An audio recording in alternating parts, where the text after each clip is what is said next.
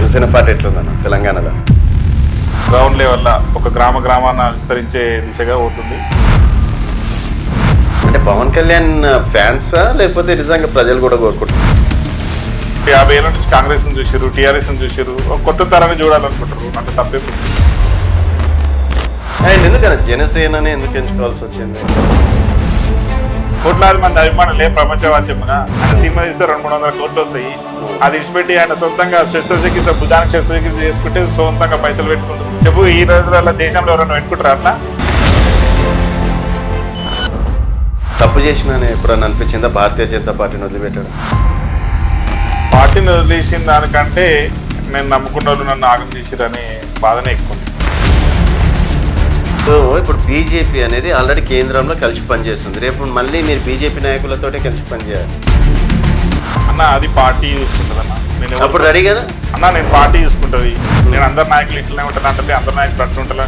Party ఏది ఆదేశిస్తే అది శిరసా వహించడానికి పనిచేస్తాను.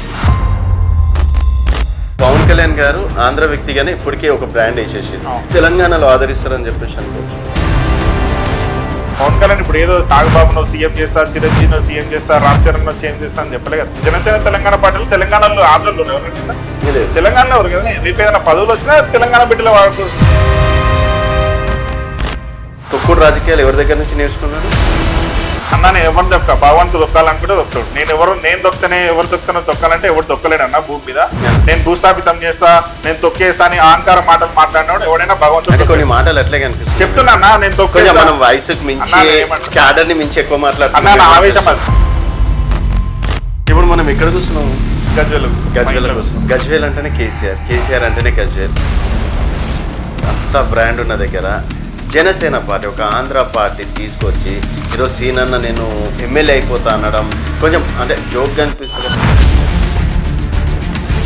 వాడంత పొడువు, వీడు అంత అడ్డముండు, వీడు ఇంత పొడువు, వాడి మీద నువ్వు ఇట్లా గెలిచావంటే ప్రజల ఆశీర్వాదం ఉంటే గెలిచా. నా తలరాజు పెట్టుంటే అట్లా గెలిచా. నేను కష్టపడతా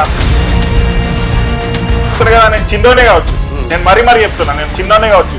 నన్ను చూసి చాలా మంది నవ్వుకుంటుండే, కానీ నా గోల్ రీచ్ కాకపోతే నేను కమ్మర్సిండే కాదు. నా గోల్ నేను 100% రీచ్ అవుతా. ఇక్కడ పెద్ద పెద్ద దిగ్గజాలను నా కాలం కలిసి వస్తే నేను ఏదంటే అది చేయగలను.